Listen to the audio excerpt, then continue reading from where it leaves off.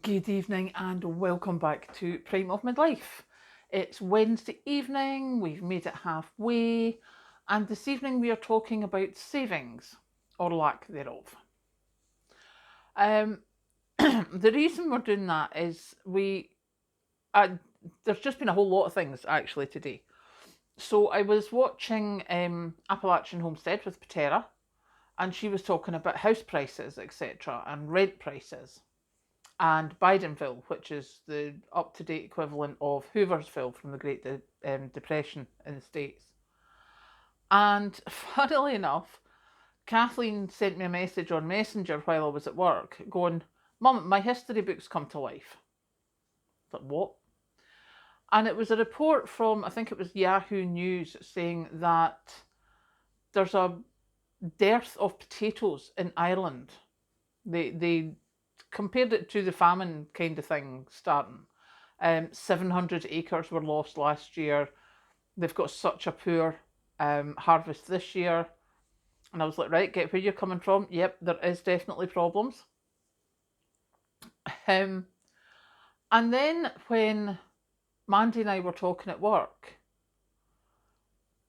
and I can't even remember what we were talking about, but it came back to me when I was watching Appalachian Homestead because Patera was talking about rents and money and how much people are earning compared to how the house prices are going.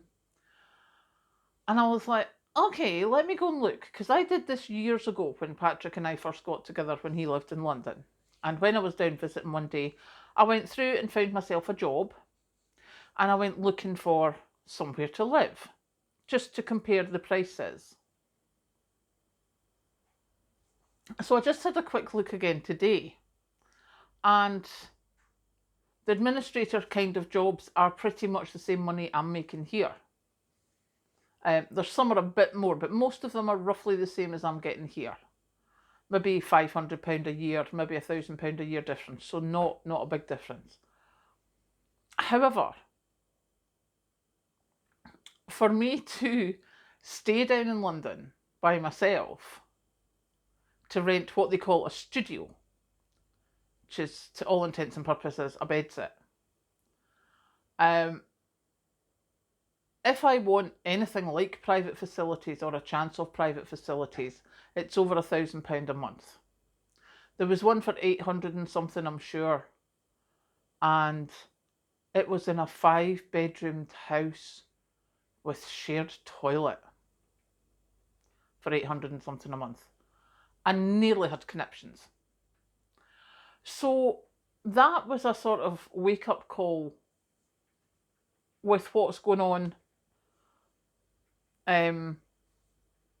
across the water, where Patera was saying, look at this with the costs. How are they going to do this? And I'm looking at what they're charging in London. I'm like, how are they going to do that there? Because, my mortgage is half of a bed set. So, and what Patera was saying was there's people moving into the more rural states. And I was like, right, okay, that's fine. But then I thought,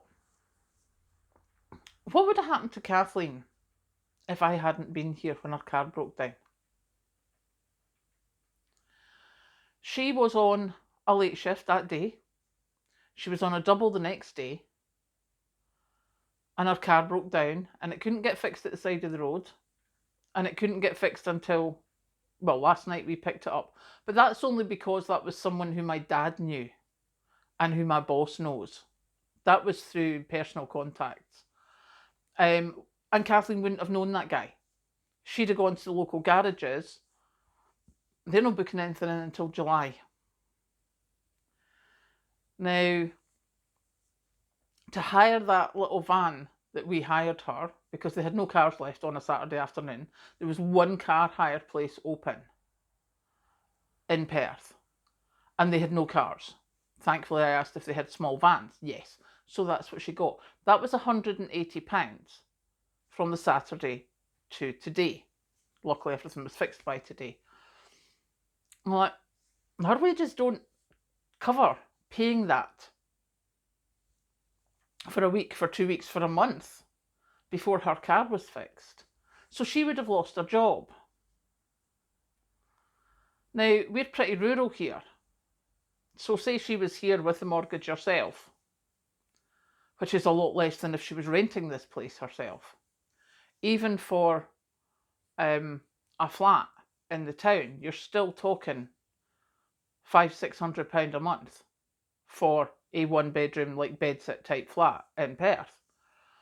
So she'd have to give up the job she's got, and either, if she was here, she'd need to get public transport, which is an hour's journey to Perth, or she'd need to move to Perth and work from there and take public transport from there.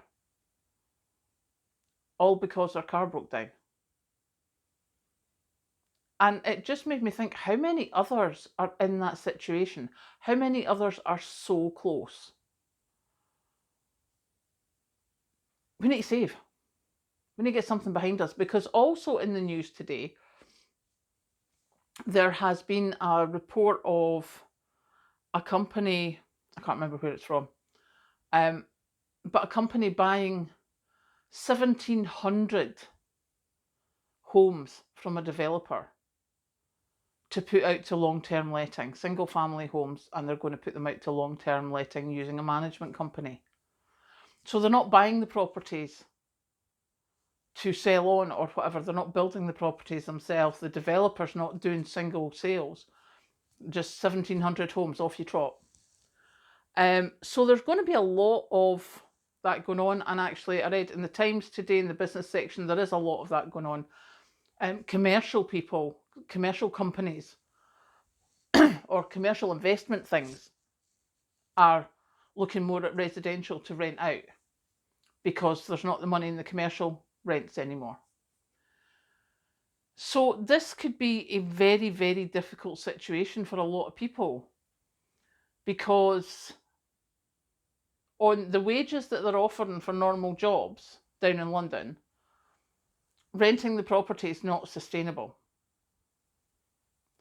And even up here, why I decided to make this video, because you know when things happen and you see things and it's, what is it Mandy calls it, manifestation or something, do you know, that it all just, things fall into place and you keep seeing things about the same thing all the time. Just before I came to speak to you, I was on Facebook and there was an advert for a property. Now it's a detached farm cottage in a lovely area, middle of nowhere. It's £850 a month for a 2-bedroom cottage in the middle of nowhere. Now, yes, that's beautiful and lovely, but £850 a month, are you having a laugh? Oh, plus your sewage price on top of that, which is about £16 a month because it's got private sewage. So, yeah, as Frugal Queen in France says, sinking fund. Get a sinking fund. I don't care if you put £1 away a week. Start saving, because, as I say, if Kathleen hadn't had me here, she'd have been on her uppers within 2 weeks. She'd have had to change jobs, possibly have to change where she was living. That's how close it is. It's one car breakdown and you're done. It doesn't take much. So yeah, that's my thought for today. Certainly for our kids coming up and grandkids coming up, etc. Even if you have to look at, because I know there's a lot of kids can't get their own properties. Now this is a completely pie in the sky, just flew into my head idea, so I don't actually know how workable it is. But I'm thinking if you could possibly get together with your child and get a bigger property so that they're half on the mortgage, then it can't be sold for elderly care. Might be worth a look. It means that their credit rating gets up, it means they get a mortgage, it means you're helping them, and then you've maybe got a granny flat or whatever. I don't know. It was just one of these wee pie in the sky ideas that went through my head there. So yeah, let me know what you think. It might be feasible, it might not, I don't know. But certainly sinking funds, saving, £1 a week, penny challenge, whatever you want to do. Definitely you'll want to be getting something done, because that was so close. We are, you know, it's 2 days before payday. Can you imagine? I think I've got something like £7 left in my account. That's how close we are at the moment. If anything happens tomorrow, I'm going to my bed. and I'm staying there till I get paid.